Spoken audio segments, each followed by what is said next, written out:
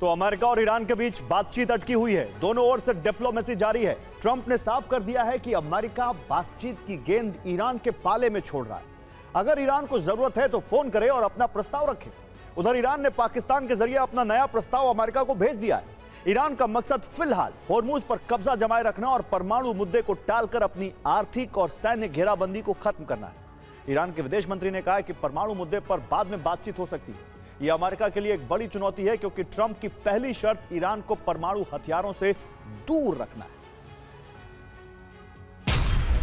पहले चरण में ईरान चाहता है कि अमेरिका इजराइल दोबारा ईरान और लेबनान पर हमले ना करने की गारंटी दे।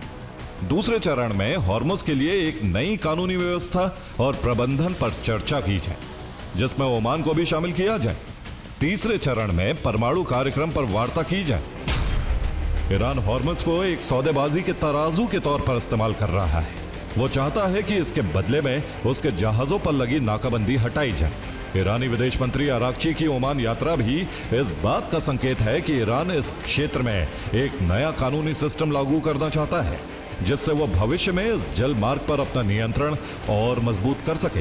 ईरान होर्मुज पर टोल को अंतर्राष्ट्रीय मान्यता दिलाना चाहता है और इसे ओमान के साथ साझा करना भी चाहता है। अमेरिका के पास तेहरान की शर्तों को स्वीकार करने के अलावा कोई विकल्प नहीं है। अमेरिका को समझदारी से काम लेना चाहिए।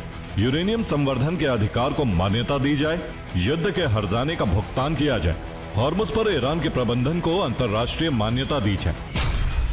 पाकिस्तान बातचीत के लिए एक उचित मध्यस्थ नहीं है। पाकिस्तान में मध्यस्थता के लिए जरूरी चीज भरोसे की कमी है। वो हमेशा ट्रंप के हितों को ध्यान में रखता है, अमेरिकियों की इच्छा के खिलाफ एक शब्द भी नहीं बोलता है। ट्रंप ने कहा है कि ईरान के नेताओं की जगह अगली पीढ़ी ने ले ली है, लेकिन वो बहुत अजीब है।